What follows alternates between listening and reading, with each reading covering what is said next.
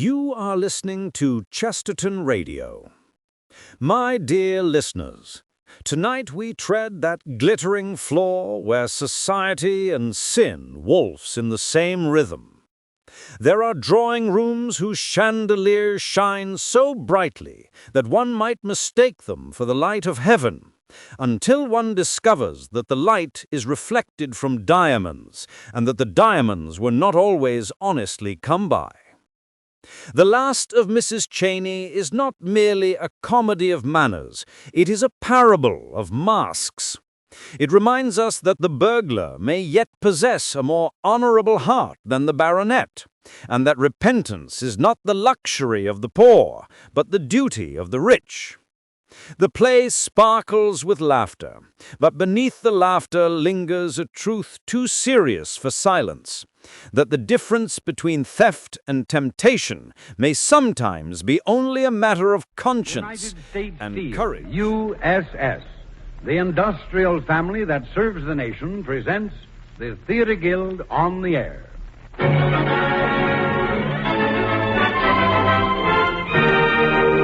Our star, Gertrude Lawrence. The play, The Last of Mrs. Cheyney. Produced on the air tonight by the Theatre Guild, one of America's foremost theatrical producers.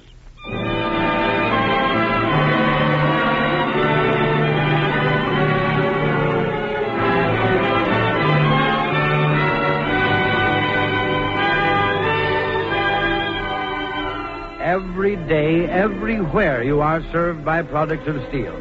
In your home, in your business, in your travel. And when you see on any product the trademark of United States Steel, USS, you know the steel is good.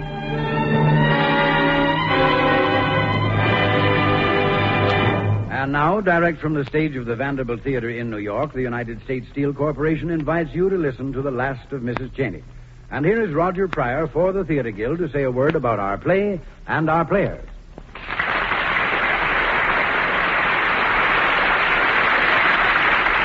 Good evening, ladies and gentlemen. As you know, it's always been the purpose and intention of the Theatre Guild on the Air to bring you all the excitement and glamour of an opening night on Broadway. No one can convey this feeling of expectancy better than Gertrude Lawrence, whom we bring to you this evening. For we all feel that the presence of this gracious comedian adds an additional luster to Frederick Lonsdale's ever-popular comedy, The Last of Mrs. Cheyney. Miss Lawrence has recently been seen on Broadway and is currently on tour with the revival of George Bernard Shaw's Pygmalion. Tonight, Miss Lawrence is most ably supported by Ralph Forbes as Charles and Bramwell Fletcher as Lord Dilling.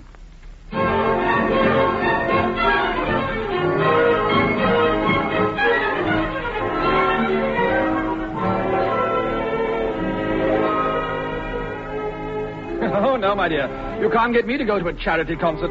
But, Willie, darling, Mrs. Cheyney is giving it at her home. I hate charity concerts. Mrs. Cheyney is giving it? Yes, darling. I love charity concerts.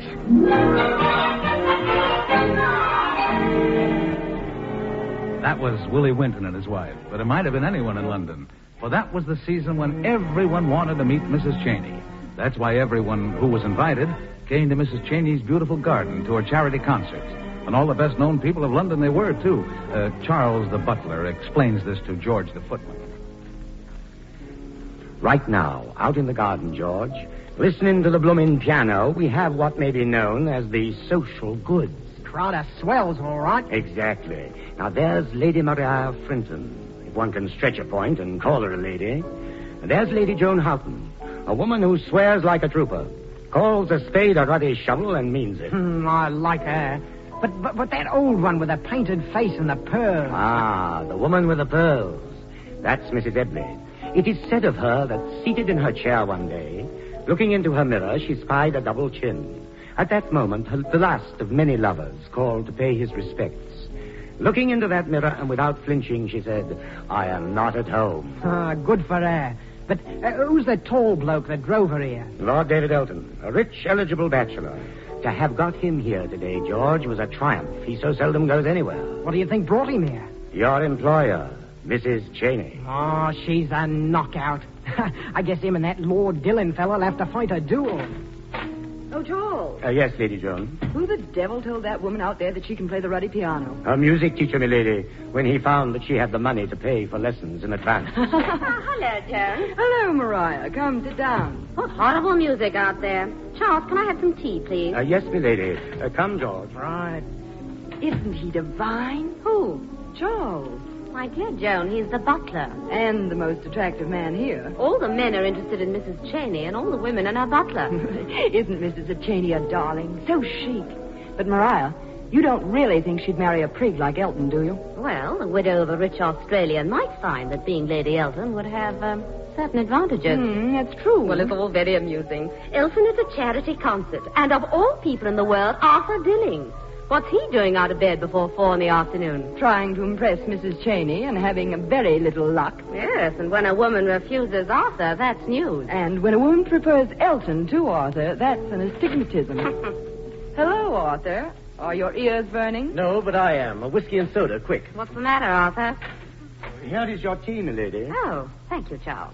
And here is your whiskey and soda, Lord Dilling. Now, how did you know I wanted a whiskey and soda? I try to anticipate the wishes of the guests, sir. You're priceless, Charles.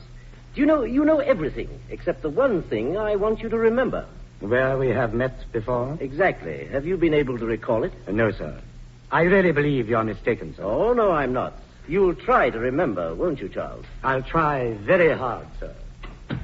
Now, what does that odd conversation mean? It means I've seen that fellow somewhere before, and I'd like to know where. I think you're trying to curry favor with the butler so that his employer will favor you. Small chance of that. Oh, you think Elton is going to marry Mrs. Cheyney? If his solicitor and his mother both give their consent. Why don't you marry her? What? Marry, it's an English word. Would you like a dictionary? Arthur will never marry. He could never make any woman happy for more than a year. You're quite an optimist, Joan. Well, still, it would be fun to cut Elton out, wouldn't it? Unfortunately, Elton has cut me out. Uh-huh. So that's why you needed strong drink. Exactly. I was talking with Mrs. Cheyney in the garden when up came Elton, as cool as you please. Took her arm and led her into the library. They're in there now, and I don't like it.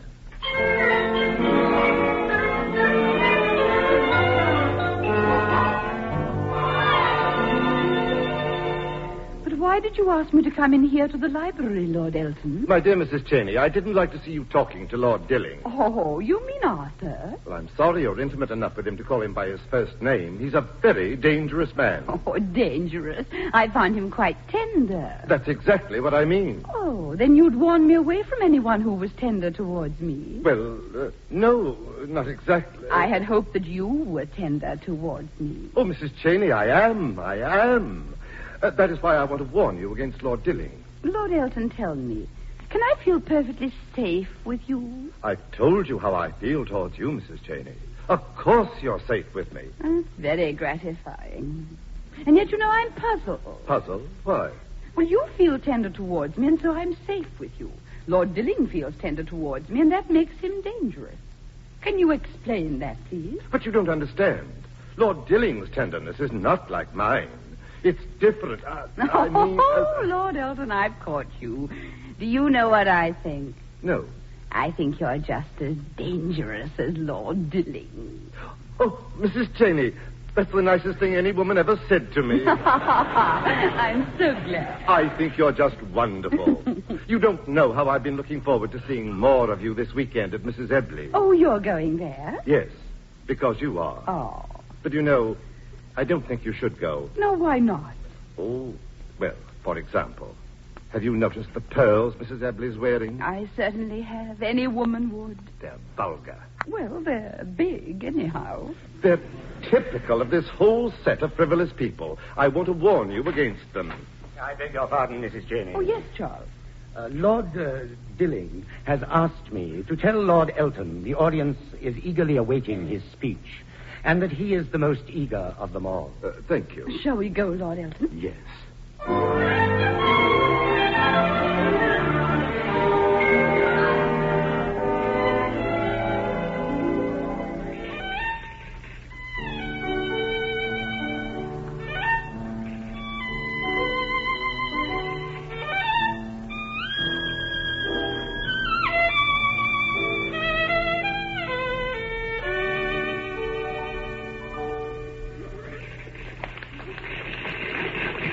Mrs. Cheyney. Oh, yes, Mrs. Edley. I'm afraid I must leave now. Oh, but you've missed Lord Elton's speech. Well, that's why I'm leaving. Now, you're not going to disappoint me. You were coming to my house for the weekend? Oh, of course I am. Oh, good. They're waiting for you to introduce Lord Elton. I'll run. Goodbye, dear. Goodbye. Ladies and gentlemen, or perhaps I should say friends. Oh, not that you're not ladies and gentlemen, of course. I want to thank you for coming here, not on my behalf alone, but on behalf of the musicians and the charity which will benefit from this concert. I have prevailed upon Lord Elton to tell you something about that charity. Lord Elton. Thank you. Now, ladies and gentlemen, I am sure we're all very grateful to Mrs. Cheyney for giving this concert for the benefit of the Milk Fund of West Clapham. Mrs. Cheyney, a stranger in our midst, is the sort of woman who discovers these little-known charities and works generously to help them. We all know, of course, that there is no worthier beverage than milk. Here. Speaking as a prohibitionist, let me point out that milk has never broken up a home. There is a moral, perhaps, in this fact. Milk makes us think of babies. Babies make us think of mothers. Mothers make us think of womanhood at its most supreme. And who Enjoying among the us speech? represents Mrs. Cheyney? You should be, Arthur. You suggested that he make it. So I could show you what an ass he is. I think he's very amusing. Exactly. Milk Fund. Mrs. Cheyney. And so I propose a toast to this noble woman. And because of the charity involved, I ask that you drink it with milk. To Mrs. Cheyney, may this stranger in our midst remain in our midst forever.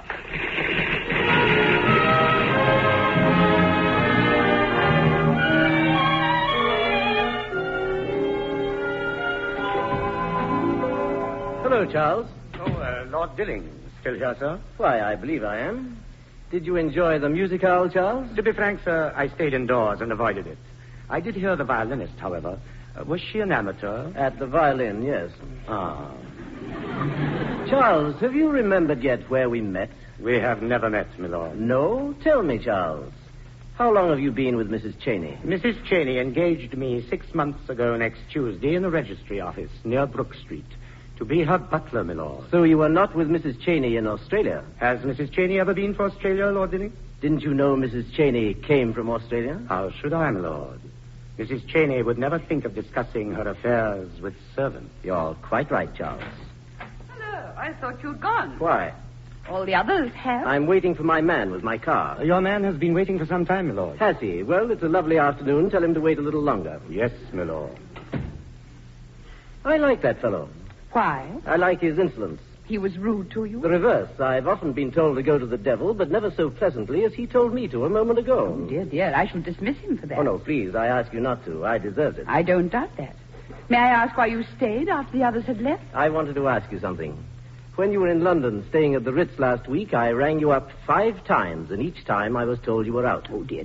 What a shame. Were you out? No, each time I was in. I thought so. In fact, each time I answered the phone myself and told you I was out. Ah, that's not true.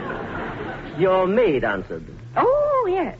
Oh, no, sir. Mrs. Cheyney ain't here, sir. I can't rightly say when she'll be in, sir. Mrs. Cheyney's habits is most inconstant, sir. Oh, so that's it. Will you tell me why you played such a trick? Certainly. I don't care to be alone with you, even on the telephone. Why not? It's my only way of paying tribute to your reputation. Thank goodness. For a moment, I thought you were going to embarrass me by saying you were nervous of me. Oh. You have the great distinction, Arthur, dear, of being one of the few men in the world I am not nervous of. I'm one of those who don't attract you. Isn't it odd? It's disappointing. I feel that, too. Tell me, did you learn the art of rebuking people so charmingly from your butler, or did he learn it from you? Oh, neither. I expect Charles feels the same as I do. If they're going to be insults, let us get him in first. What do you mean by that? During the short time you've known me, Arthur, dear, you've made me practically every proposal that a man can make a woman, with the exception of one.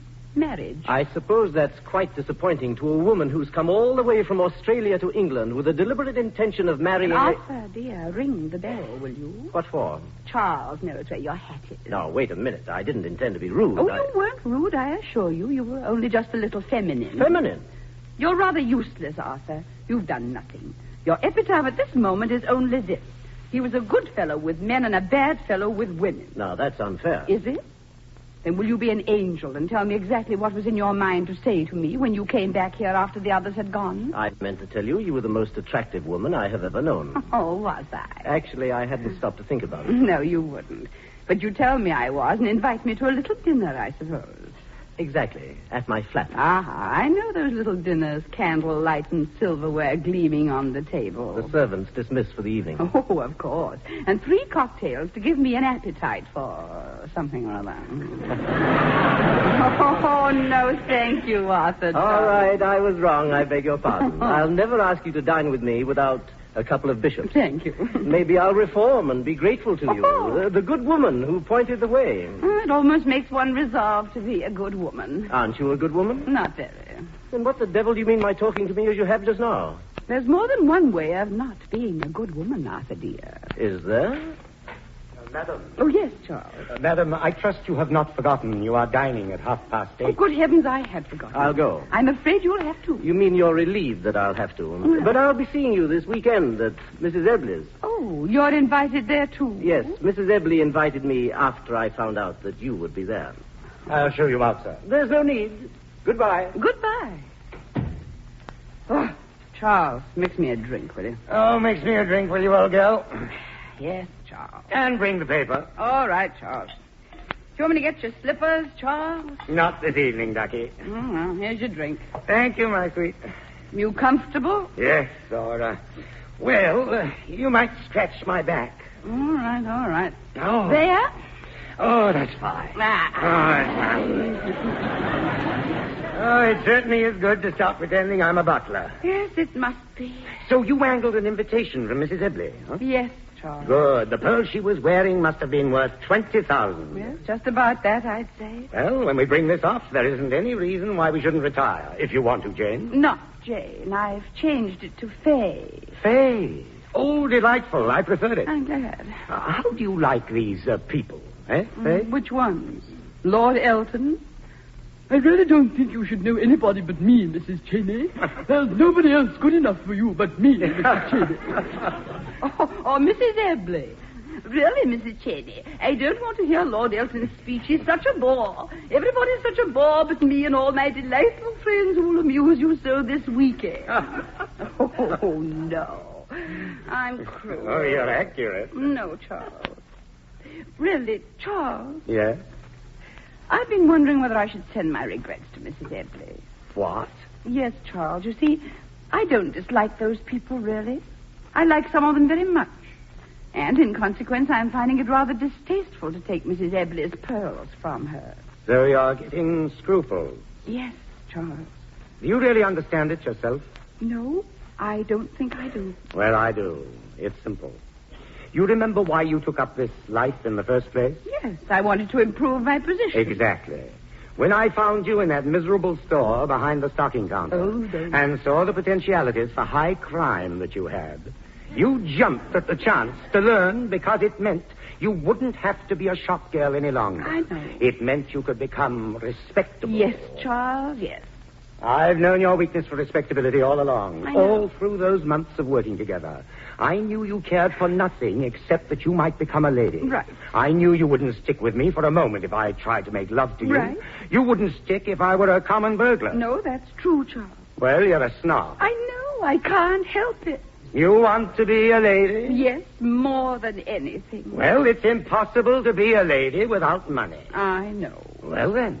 But I still don't want to steal those pearls, Charles. That's because you're falling in love with Lord Arthur Dilling. No. Oh, yes. You fence with him, you toy with him, you put him off. But never far enough off so that he won't come back. That's true, isn't it? Yes, Charles, it's true. Courage, my sweet. He's not for you. You'll go to Mrs. Ebley's, and let's face it, he'll make love to you. No. Let him if you want, but keep it gay. Gay? Yes, you'll want to get serious. You'll want to confess to him who you are. No, Oh, yes. And that will be the danger signal. Why? When you want to tell him who you are, what you do, that's the time, Fay, to leave him and go snitch the pearl. Oh, but Charles... Charles, I suddenly hate this profession I'm in. There's one way of getting out of it. Taking the pearls. Taking the pearl. All right, Charles. I'll pinch the pearls.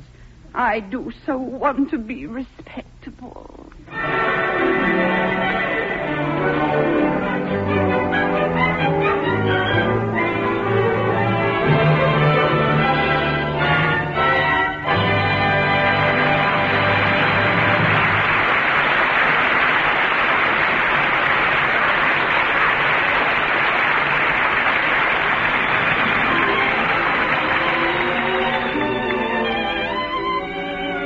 You are listening to The Last of Mrs. Cheyney by Frederick Lonsdale, produced by the Theater Guild on the Air and presented by the United States Steel Corporation. George Hicks will not be with us for the next few weeks due to a minor operation. During his convalescence, Mr. Hicks has asked Gordon Fraser, with whom he was so closely associated overseas as war correspondent, to report for him. So here is Gordon Fraser speaking for United States Steel. Good evening. I'm happy to be pinch hitting for my very good friend and fellow radio reporter, George Hicks. And I'm proud, as I know he would be, of tonight's opportunity to tell you a little about how United States Steel is helping physically handicapped war veterans find jobs for which they're best suited. Long before the end of the war, a survey was made in the plants of U.S. Steel to determine the types of jobs on which injured veterans might be safely and productively employed. Thousands of jobs were studied in relation to a list of common war disabilities, studied by a specially appointed working committee from each plant department under the leadership of plant safety directors. Thanks to this kind of long-range planning, U.S. Steel today has an outstanding program for helping disabled veterans. Let me give you just one typical example of how this program works. When Melvin Lyons of Pittsburgh, Pennsylvania, left to join the Army, he was a craneman in a rolling mill department of Carnegie, Illinois, largest subsidiary of the United States Steel Corporation. When he came back, he had a badly injured knee joint from a shrapnel wound received in battle overseas. His wounded knee was too stiff for him to do the climbing a craneman must do, so now he's handling the important and responsible job of making hourly chemical analysis of water used in steam boilers. 2 months of specialized training were required to fit him for the job, but it was time well spent for him, for the company, and for the community in which he and his family live.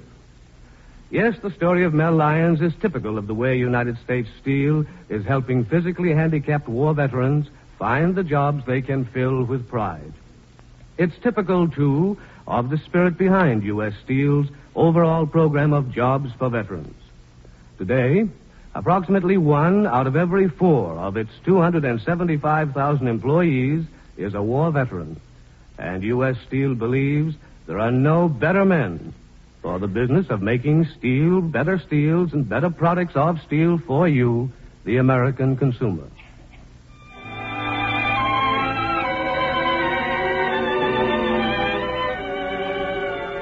We pause now for station identification. KECA, Los Angeles. You are listening to the Theater Guild on the Air, presented by the industrial family that serves the nation, United States Steel. And now the curtain rises on the second act of The Last of Mrs. Cheyney by Frederick Lonsdale, starring Gertrude Lawrence as Mrs. Cheyney and featuring Ralph Forbes as Charles and Bramwell Fletcher as Lord Arthur Dilling.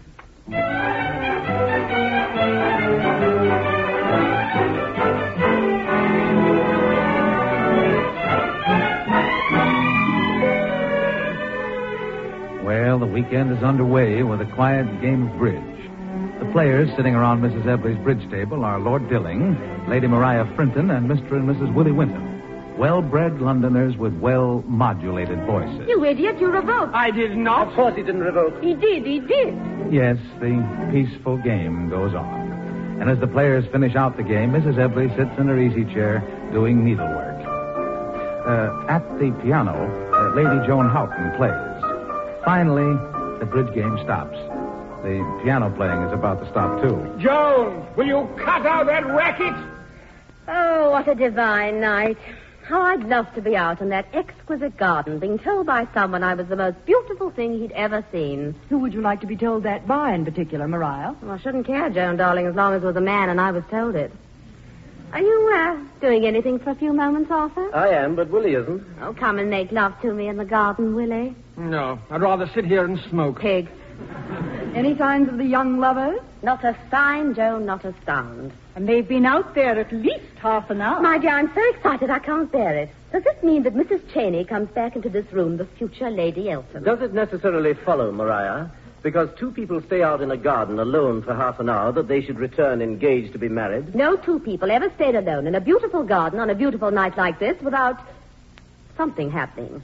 And as it's Elton, I say that it's marriage. But why Elton? I should have thought you knew more about the geography of gardens than Elton, Arthur. I suggested that to her myself. It didn't work. Arthur, darling, I'm going to ask you a question. Am I in love with Mrs. Cheyney? Oh, how did you know? Because it has been evident, Maria, that you have been going to ask me that ever since we arrived in this house 2 days ago. And are you? Well, as everyone is expected to contribute something to a weekend party, my contribution is this. I am in love with Mrs. Cheyney. Oh, do you like it? Of course he likes it. Why should I tell you whether I like it or not, when the woman I love may at any moment return into this room engaged to someone else? Ruddy sporting of you to confess this way. Well, it's the first thrill I've had since that nice man made a pass at me in the railway carriage. How did he make out? Hello, everybody. Oh, hello, Elton.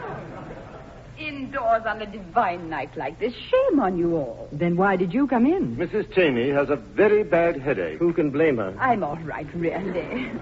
Then perhaps you and I can go out into this divine night of yours, and you can show me the garden. Oh, no, you don't. Well, Elton, wouldn't you volunteer to conduct a tour? Why, Well, if you would, and you would if people wanted you to, wouldn't you, Elton? Why, of course, I Joan, you want to see the garden, don't you? Well, I knew you did, Mrs. Winton. Yes. That makes two of you. Maria? I'll aid and abet you, Arthur. Mrs. Ebley, put away that needlework and let Lord Elton show you the garden. But it's her garden. Well, she has to check on her gardeners, doesn't she? Come on, Willie, you too. I'm going to sit right here and smoke. Willie, you're my guest, and you must enjoy yourself in the garden. Come along. Oh, Let's go. Well, come on off, huh? Oh, no. I couldn't leave Mrs. Cheyney alone. Oh, I say, Come along, Lord Elton. Don't hurry back. No, we won't, Arthur, dear. We won't. Rather obvious, aren't you? Yes, I wear my heart on my sleeve. Well, I'm going to play the piano. Pray do.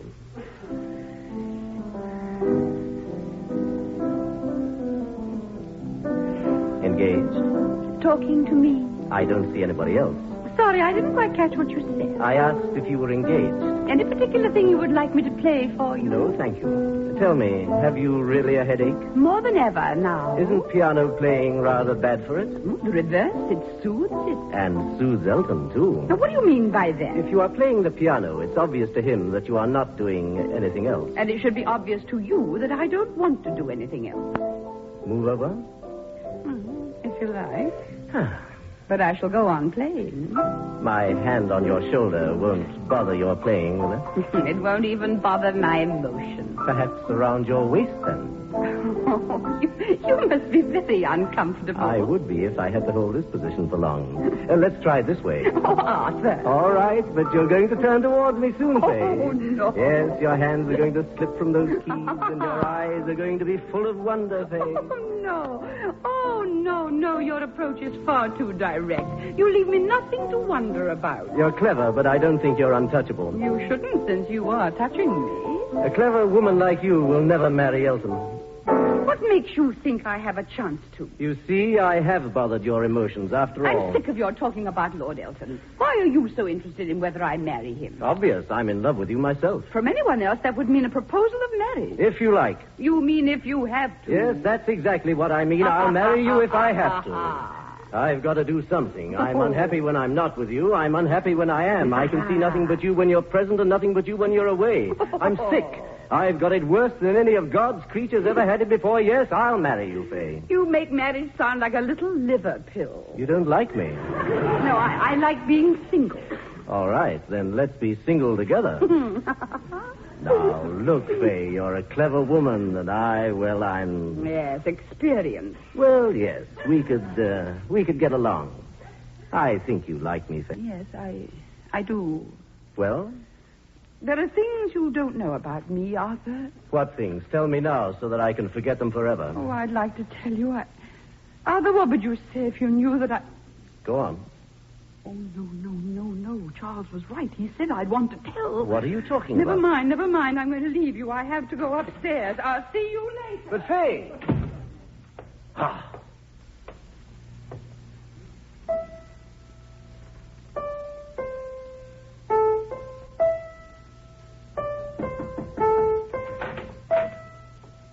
Why, I beg your pardon, sir.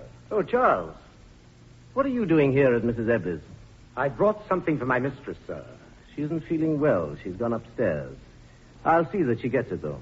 Well, You know, every time I see you, Charles, I try to remember... Yes, sir?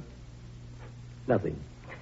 What was it you wanted me to give to Mrs. Cheyney? Oh, a cable came for her, and I thought I'd better bring it over.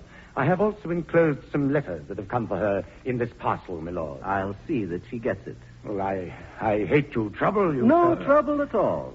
Well, good night, sir. Good night, Charles. Well. So that's it, eh? Hello, Arthur. I said hello, Arthur. Oh, what? Oh, hello, Joan. Yes. What's the matter with you? I'm sorry, Joan. I was just remembering. Remembering?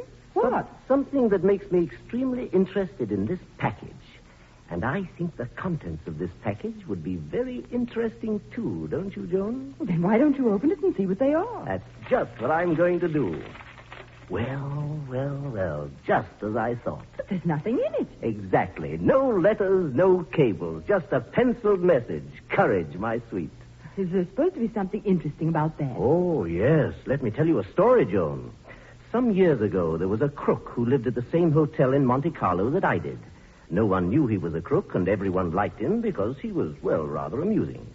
One day he was, as it were, caught in the act. Everybody started to chase him, and as I could run faster than the rest, it amused me to run in the opposite direction to my crook friend, with the result they all followed me, and he got away. It's a very dull story, and I don't see what it has to do with that blasted package. And you're not going to see, Joan, because I'm not going to tell you. And believe me, I'm not going to stay here and talk about it. I've got business upstairs.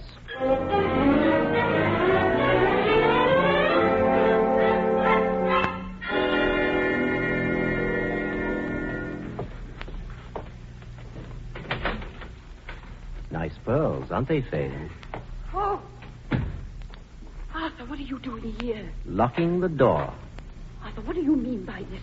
I believe the pearls should be placed in this box before you hand them over to the estimable Charles. Oh. Yes, Fay.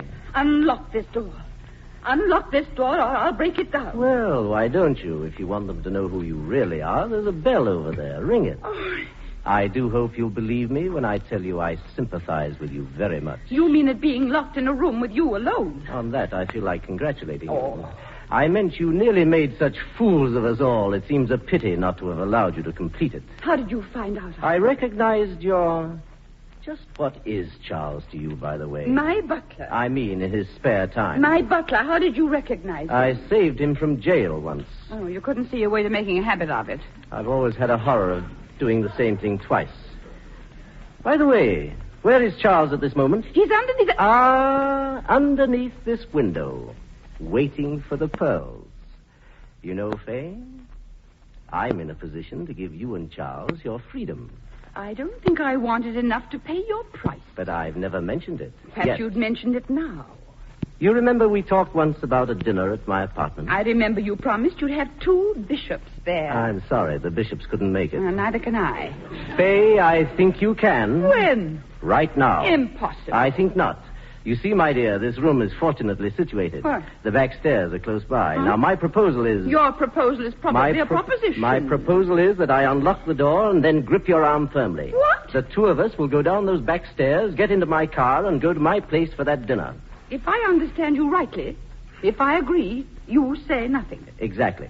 And just so that you'll believe me, What are you doing? I'm just going to warn Charles so that he can get away. Hey, is that you, Fay? Hello, Charles. Oh, good evening, sir. Still playing the part of a butler, Charles? Yes, sir. Still playing the part of a gentleman, sir? I'm gentleman enough to warn you to run for it. Where's Fay? She's all right. Run, Charles. You've been found out? Yes, run. I mean, run. Not without you, Fay. She'll be all right. I'll be all right. I don't believe it. Yes, Charles, I will. Arthur is protecting me. Can I count on that? You can count on it, Charles. Well, I'll see you at home, Charles. all right. Courage, my sweet. Goodbye. Bye. Well, Fay? Well? You know, Fay, even with the knowledge of who you are, I still adore you. Is that an offer of marriage, or are you just being broad-minded? I hate marriage. Oh, then I must be content that you still adore me. Yes. I should like to think, though, that you were a little disappointed in me. Your life is your own. Fine. Then I don't have to go to that little dinner, do I? Your life is your own after that little dinner. And if I refuse? I shan't let you refuse. Now, you know, that isn't flattering. Tonight you paid me the supreme compliment of asking me to be your wife. I wonder if it would interest you to know what that compliment meant to me. I wonder if it would interest you to know that that is the only compliment I'd ever want from you. The only compliment I'd ever accept from you. Oh, quite a pose. You don't believe me? What a fool you'd think I was if I did. Arthur, why do you think I'd say it if it weren't true? It's just a trick of yours to make me sentimental, to No. make me open that door, so that you can make a fool of me again. No, I'm sorry, Fay. Hey, keep your hands off me. Just a kiss before we leave. No. There. Fay, what are you going to do? I'm going to beat on this door. Stop it. Stop it. Don't you realize they'll all come rushing into this room? You bet I do. What did you do that for? To give you an opportunity to tell them the truth about me and only the truth. You fool. I had to be a fool in one way or the other, and I prefer this way. Who's in there? What's the matter in there? Who's in there? What's the matter? It's all right, Mrs. Ebley. Is that you, Arthur? What are you doing in my room? So, What's the matter? It's all right. I had a scare, but it's all right. Now go away, won't you? I'll come downstairs in a minute. Mrs. Ebley! Cheyney, is that you? Are you in there with Arthur? Lord Elton! Open the door at once, Dilly. All right, I'll open it. Well, what's going on in here? Now, what is the explanation of all this? Mrs. Ebley, Lord Dilling has something to tell you. What is it, Arthur? What is it, Arthur? Do you hear? Would you prefer that I tell them? Arthur, do you understand? I insist. I'm sure you'll all understand if I simply say to Mrs. Cheyney that I apologize. But this is terrible. Mrs. Cheyney, you'll remember I told you the type of man he was. You leave my house immediately, Arthur. Of course. Dilling, I, for one, will, and I hope every decent person in the world will cut you. Everybody should cut him except the insurance company. They should love him. What do you mean? Mrs. Ebley, your pearls are in this room. Well, I know that. What of it? I mean, I came here to... Well, Arthur found me with your pearls. What? You mean you were going to... Yes. Oh, there must be some mistake. None. Then you're a thief? I tried my best to Well, I be. don't know what to say. We'd better send for the police. No, not until morning. I have to think. Whatever you say. Now, don't speak to me, young woman. I'm going to lock you in this room until the police get here. Oh, no. Why don't you... Oh, yes, Mrs. Ebley. Lock me in my room. Alone, if you please.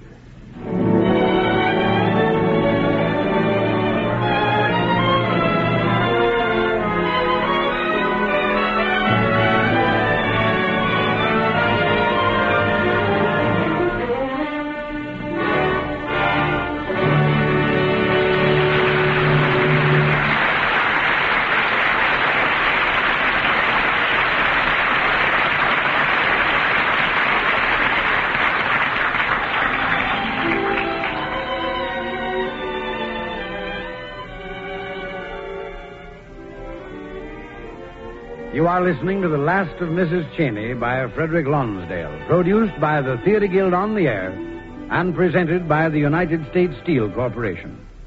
And here speaking for United States Steel is Gordon Frazier. As I speak to you now, I'm on the stage of the Vanderbilt Theater on West 48th Street in New York. And yet you can hear my voice in your home, though I may be 3,000 miles from you. That's the everyday miracle of radio. I speak into this microphone, My voice is turned into electrical impulses which race along wires to the control booth here in the Vanderbilt Theater. And here they're switched to the main cables of the American Broadcasting Company, which fan out over the continent. The impulses travel for, perhaps hundreds of miles across the country on a cable until they reach your local station. There, they're amplified and sent shooting out into the air from the transmitting tower. And then they go to your aerial, through the wires to your receiver, through the selector and the tubes, which amplify them again, and on your speaker, which turns them back into my voice. All this happens before you can count one. And in every step of that process, from my microphone to your loudspeaker, steel is vitally important. Literally hundreds of different things necessary to radio are made from steel. If you look into your radio, you'll be able to see steel parts there. And if you look at the transmitting tower of your local station, the next time you pass, you'll find that is steel, too. Steel is just as important to radio as it is to automobiles and railroads, to farmers and manufacturers. And United States Steel plays an important part in supplying the steel that radio needs. The members of the United States Steel family know how to make steel that fills every requirement.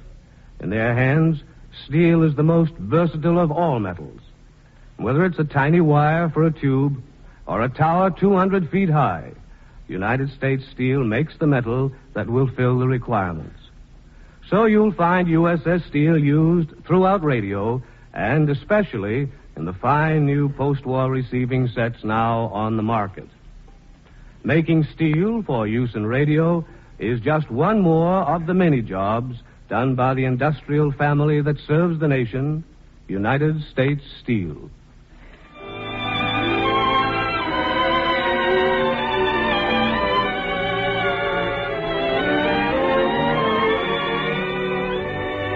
You are listening to the Theater Guild on the Air, presented by the United States Steel Corporation.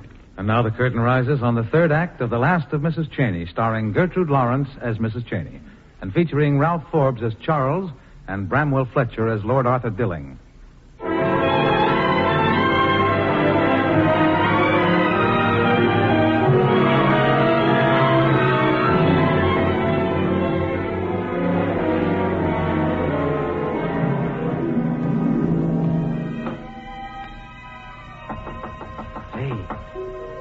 Faye, are you all right? Faye. But Mrs. Cheyney doesn't answer Lord Dilling and finally goes away. After all, Mrs. Ebley has locked her in a room. It's night, and Mrs. Ebley's home. Everyone is thinking of Mrs. Cheyney. Everyone is concerned with the fact that she's a thief. And everyone is reacting in his own fashion. The women's reaction. And to think we may have to take on her finding all this in the morning. Now shut up, all of you. Lord Elton's reaction. Oh, dear. Willie Winton's reaction. And so it goes through the night until dawn comes, bringing with it a problem to be faced and a breakfast to be left untouched. The first ones on hand to leave breakfast untouched are Mrs. Ebley, Maria, and Lord Elton. Oh, I give it up. I simply give it up. Elton, what do you think? Oh, I don't know. I've no idea.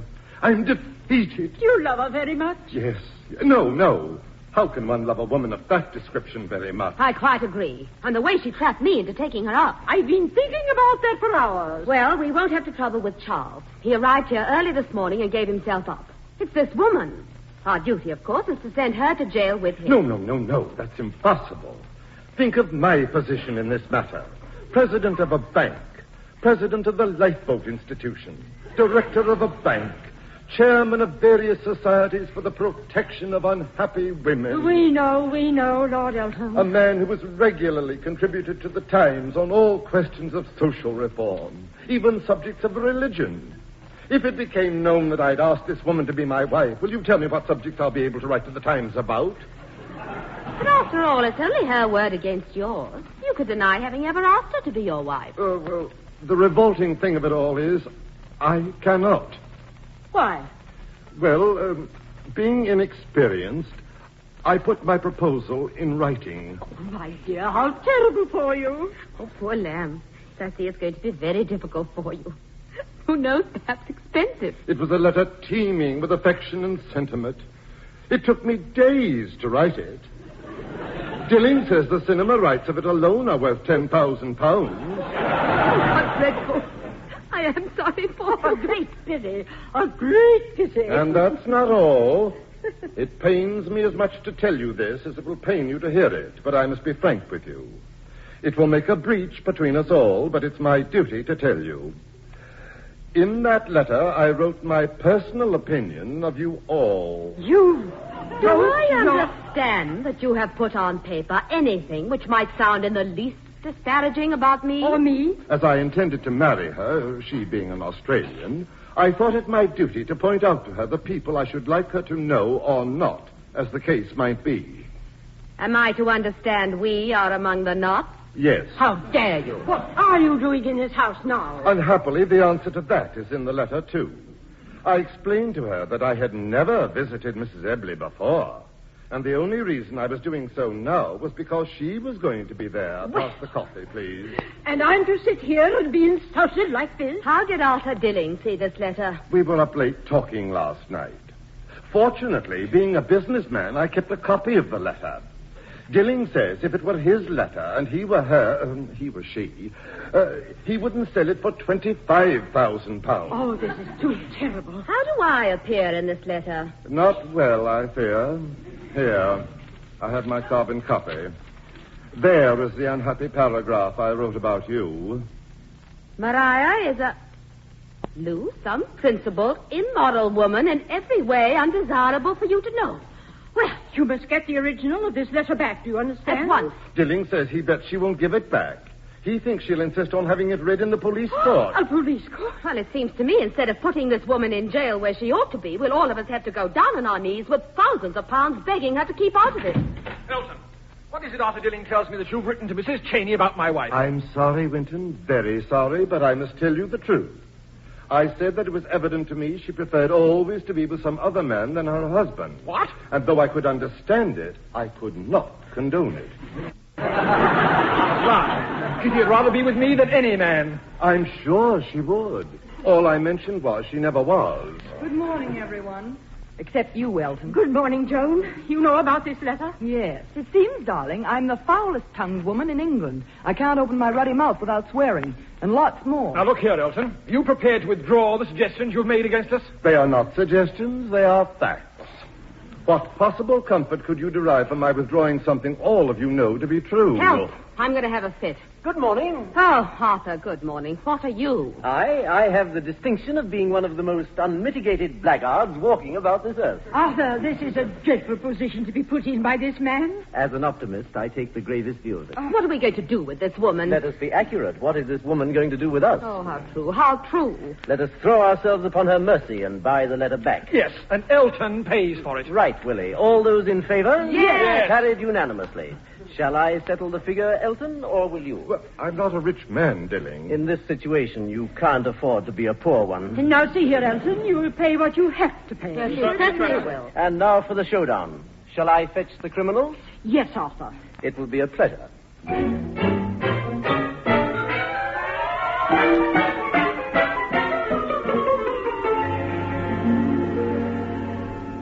May I announce Mrs. Cheyney and her butler? Guilty, my lord. Ha! You admit it. Silence. Won't you take a chair? Thank you. As Charles was born a gentleman, may he not sit down as well? Why, yes, of course. Take a seat, Charles. No, thank you, Dilling. Well, we were sent for. Yes, I will be brief, Mrs. Cheyney. The position is as follows. You have acknowledged frankly that in accepting Mrs. Ebley's invitation to stay here, it was for the purpose of taking Mrs. Ebley's pearls. Yes, or anything else that happened to be lying about. That is very frank. The penalty for such things is considerable. Very considerable. Charles and I think that with charm of manner, we may get off with 3 years. That, of course, we don't want to happen to you. Lord Elton feels very strongly that if you've once asked a woman to be your wife, it would be ungenerous to treat her so drastically. Thank you, Lord Elton. Not at all. So this is what we've decided. If you will go abroad and accept a small sum, did you mention the amount, Elton? £100. Paid to you on the steamer in return for the letter he wrote to you, we are prepared to consider the matter closed. Is it my turn now? I'm very sorry that I cannot accept Lord Elton's kind offer. Charles and I have decided we must go to jail. We have? Nonsense. After all, you didn't succeed in getting the pearls. Precisely. We failed, and that is why we should go to jail. If we'd got them, we would have succeeded, a crime for which no one ever goes to jail. You put it charmingly, Fay, dear. Thank you, my sweet. Yes, Robert, what is it? Inspector Wilkinson has arrived, madam. He says you want to speak to him. Ask him to wait. Yes, madam. You call the police. You see, Mrs. Cheyney, we're terribly serious. Oh, it's your duty to be, Mrs. Ebley. Well, it seems to me you're very stupid not to accept our good offer instead of being taken away by a policeman. Not at all. He may be charming. Are you ready, Charles? Yes, my sweet. Mrs. Cheyney. Yes, Lord Elton? I have something to say to you. Yes, Lord Elton. Oh, come and sit down. Isn't it rather bad manners to keep a policeman waiting? Oh, we were bluffing about the policeman. Bluffing? But why? Oh, do stop trying to be so innocent. Do you know what they mean, Charles? I'm so young in crime, I must be forgiven. I don't. Mrs. Cheyney, in a moment of impulse, prompted by affection for you, Lord Elton wrote you a letter asking you to be his wife. A letter which I will treasure always very much. Yes, we know that. I am authorized by Lord Elton to ask you your charge for the return of that letter. My charge? Please forgive me, but I don't know what you mean. The suggestion is that we give you £500 and your passage to Australia. Which I call very generous. 500. Australia. I don't know that I would like Australia. But you came from Australia. No, Brighton. Oh, come. What will you take for the letter? I prize the letter so much that I don't think I would part for it for any money you could offer me. 1,000? Oh, this is amazing. Oh, now come. What is your usual charge for the return of letters? Well, speaking as one fallen woman to another, there never have been any letters. Come on, Charles. Let's not stay here to be insulted. Yes, Fay. If I had known that they were the type of people they are, I should never have allowed you to come and stay with them. Oh, please. Wait a minute. We don't mean to insult you. Well, Lord Elton. Where were we? At the point where £1,000 was bid for the letter. Which you refused. Mrs. Cheyney, what will you take for it? I offer 5,000. Be quiet, Charles. I'll do nothing of the sort. My money's as good as yours. Mrs. Cheyney, will you please answer my question? If I sell the letter, I will do so not in the sense of blackmail, but more in the spirit of breach of promise. For, say, £10,000. It's giving it away. Oh, no, I refuse. Oh, I'm so glad, because I'd much rather have the letter. No, Elton, you have no alternative but to pay. And I have no sympathy for you. But, Mrs. Cheyney, surely... 10,000, Lord Elton. Oh, it's terrible. 10,000? Charles, how much would you charge for a course of 12 lessons? What kind? I hope you enjoy the spending of it, Mrs. Cheyney. Thank you. I shall do my best. Here's the check.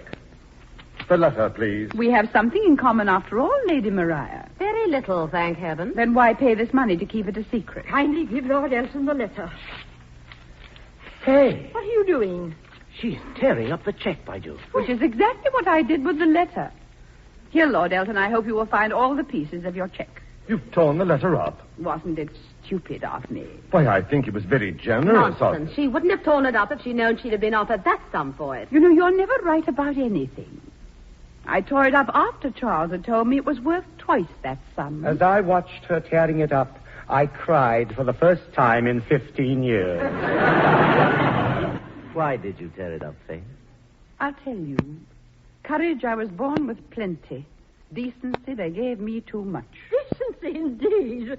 If Lord Dilling hadn't knocked on the door last night, decency wouldn't have prevented you from taking my pearl. Lord Dilling didn't knock on the door. What? Mrs. Cheyney did. Mrs. Cheyney did? What do you mean? Go on. Tell them, Fay. It will embarrass you. An unmitigated scoundrel is never embarrassed. Very well.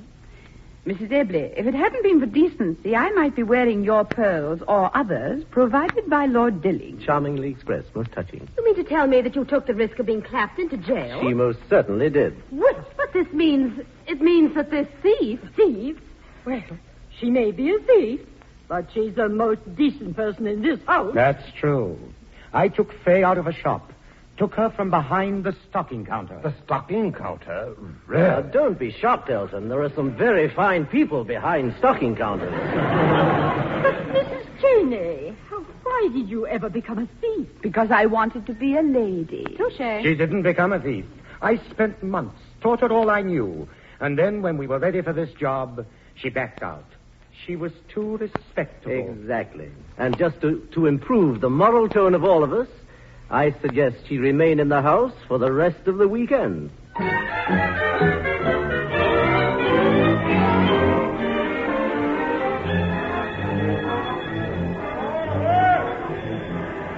I wish you wouldn't go, Charles. So do I. Everyone wants you to stay. Oh, I've got to go. I'm sorry. I'm flattered that you wanted me to see you off, too. Oh, don't be, Arthur. I just wanted a third person here so that there'd be no emotional scene between Fay and myself. I think there's going to be one anyway. No, don't, Fay. Don't cry, my dear. But I'd be terribly sorry if you didn't want to. Goodbye, Fay. Goodbye. Goodbye, Charles. Goodbye, Dilly. Oh, by the way. Yes? Here's your gold watch I took from you on Derby Day 5 years ago. Well, thank you very much, old chap. Not at all. Goodbye. Goodbye. Courage, my sweet. You liked him? I adored him. Did you love him? No. Fay, What? what do you think of me? Oh, I'm grateful to you. You made an honest woman of me. That proves that most of the things done in this life are unintentional. I wonder. Fay, Yes, Arthur. I'm sorry those two bishops couldn't have been around last night. But there's one bishop who's waiting for us this morning. What do you mean? Well, after you left me last night, I couldn't sleep. So very early this morning, I dressed myself, got out my car, and went to see a friend of mine who is a bishop. What did you tell him about me? Why, everything. And what did he say? He said, get her, you'll never get another like her. What a darling he sounds. I'd rather like to meet him. He asked us to be punctual. Punctual for what? Our wedding. Our wedding? We have about an hour. Well, Fay. Do you really think your bishop will like me? Oh, Fay, darling. What's that for? That's the last of Mrs. Cheyney. Oh, I'm so glad. Oh, I know what that is. What? That's the beginning of Lady Dilling.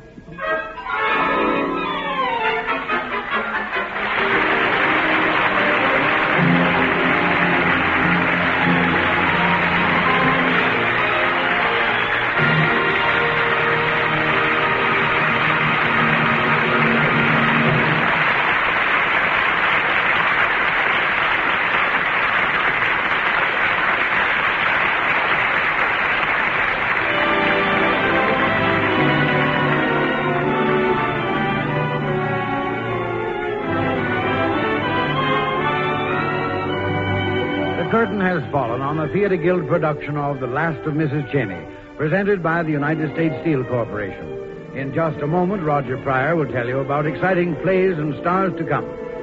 Tonight, Gertrude Lawrence starred as Mrs. Cheyney. Ralph Forbes was featured as Charles, and Bramwell Fletcher as Lord Arthur Dilling. Willie Winton was played by Philip Tong, Mrs. Winton by Cynthia Latham, George by James Truex, Lady Joanne by Dora Sayers, Lord Elton by Reynolds Evans, Mrs. Elby by Catherine Emmett, and Maria Frinton by Kathleen Cordell.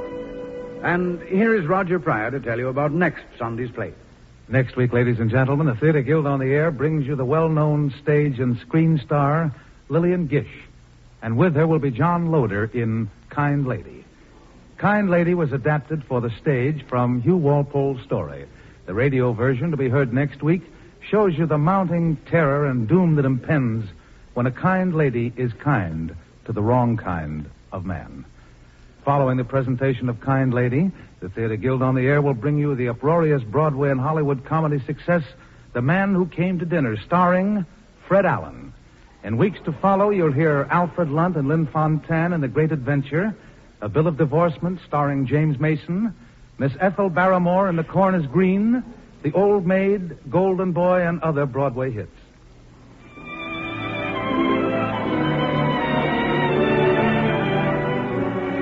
Remember, next week, Kind Lady, starring Lillian Gish. And remember, too, that when you see the USS label on any product, it means the steel is good.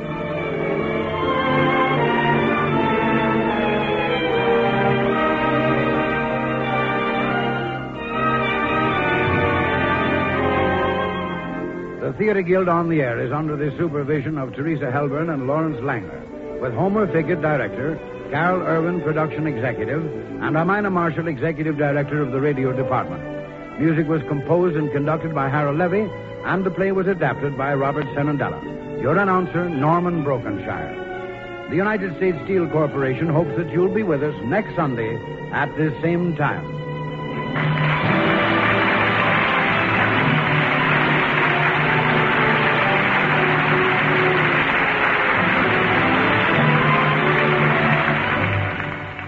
This is ABC, the American Broadcasting Company. The curtain falls, not upon a thief, but upon a soul redeemed by her own scruples. It is the strangest of miracles that honesty should sometimes steal upon us unawares. Mrs. Cheyney entered the salon as a deceiver and left it as a woman of truth, having stolen not the pearls of the Duchess, but the admiration of the audience. The world will always have its rogues and its respectables, but it is worth remembering that God Himself prefers the repentant sinner to the untempted saint. Thank you for joining us on Chesterton Radio, where wit meets wonder, and every story ends not with despair, but with the possibility of grace.